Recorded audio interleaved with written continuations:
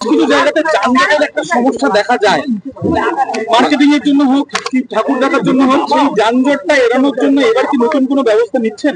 ঠিক। আর কিছু অ্যাপ আপনারা লঞ্চ করেছেন,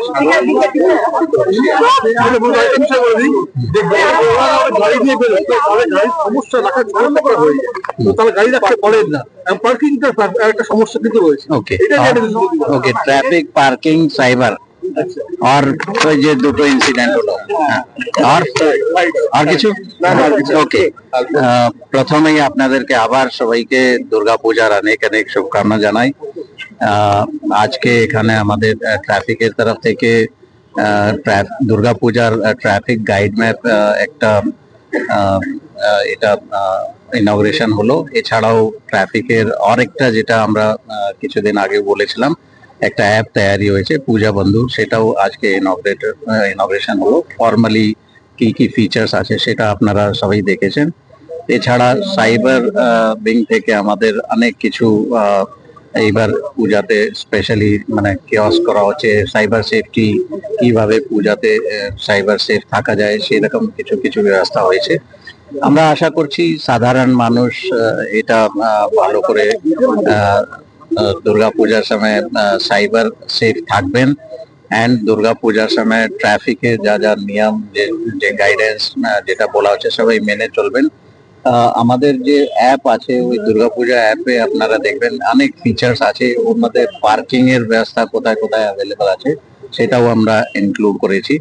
অ্যান্ড ট্রাফিকে কোনো রকম মানে এখন যেহেতু প্রি পূজা টাইম আছে, প্রচুর মানে যেহেতু অফিস খোলা আছে, দুর্গাপূজার ছুটি শুরু হয়নি, অফিস খোলা আছে, প্রচুর মার্কেটিং এর জন্য লোক বেরোচ্ছে। তো আমরা স্পেশালি বলেছি শুধু ট্রাফিক উইং নেই, থানা লেভেল, ডিভিশনাল লেভেল ওদেরকে বলেছি যাতে মানে শহরকে সচল রাখা যায়। অ্যান্ড ট্রাফিকে ওরাও হেল্প করবে।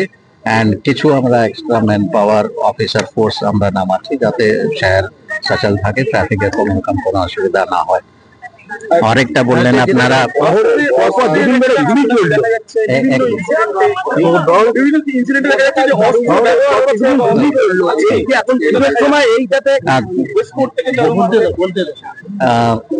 আপনারা কিছুদিন আগে জিজ্ঞাসা করেছিলেন ওই দুটো incident, Gulshan colony and Ekbalpur, দুটোতেই মেন অ্যাকিউজ যারা ছিল দুজনই অ্যারেস্ট হয়ে গেছে। একজনকে দিল্লি থেকে আর একজন আমাদের লোকালি মানে এখানে কলকাতার আশেপাশে আউটসাইড কলকাতা জুরিসডিকশন, ওখান থেকে গতকাল আমাদের টিম অ্যারেস্ট করেছে।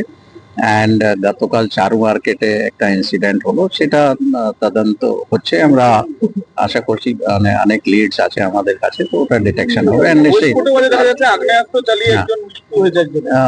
ইয়েস, আজকে একটা ইনসিডেন্ট যেটা পোর্টে হয়েছে,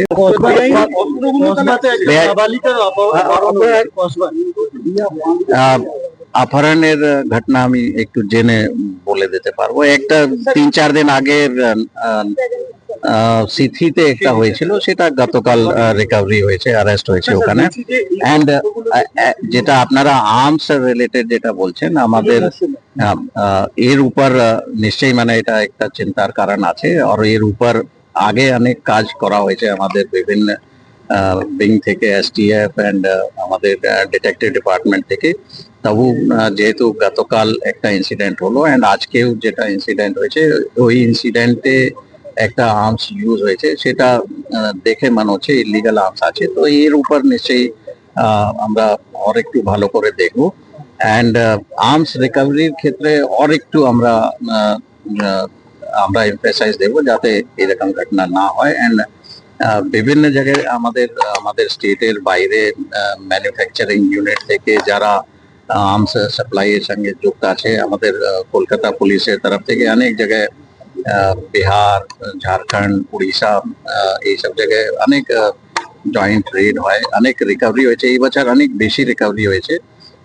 এছাড়া ওয়েস্ট বেঙ্গল পুলিশও মানে ওদের সঙ্গে কোঅর্ডিনেট করে ওরাও আলাদা অপারেশন করছে, কিন্তু স্টিল কিছু আর্মস ঢুকছে। তার উপর আর কিভাবে এটা আর ইফেক্টিভলি প্রিভেন্ট করা যায় তার উপর নিশ্চয়ই অ্যাকশন আমরা নেব।